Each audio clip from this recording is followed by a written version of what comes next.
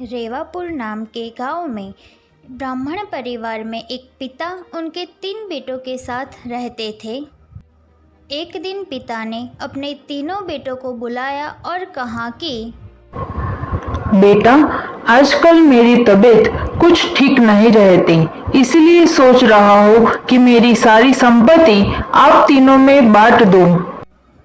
पिता ने बाकी सारी संपत्ति तो तीनों बेटों में बांट दी, परंतु अपनी पुश्तैनी हवेली वो किसको दे, ये ख्याल पिता को सता रहा था।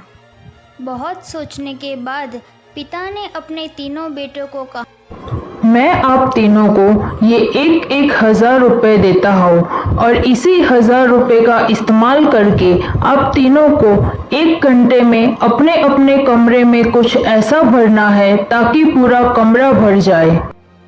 1 घंटा ख़त्म होने के बाद सबसे पहले पिताजी अपने बड़े बेटे के कमरे में गए और बड़े बेटे ने कहा, पिताजी, मैं पिछले 1 घंटे में 1,000 रुपये खर्च करके ये रेती लाया हूँ, पर इससे मेरे कमरे का 1/4 हिस्सा ही भरा है।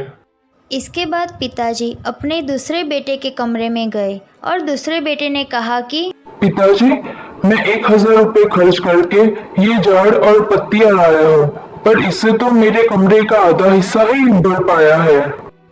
इसके बाद पिताजी अपने तीसरे बेटे के कमरे में गए और कहा, बेटा, तुम पिछले 1 घंटे से दरवाज़ा खोलकर बाहर भी नहीं आए। तुमने 1,000 रुपये में क्या लाया है?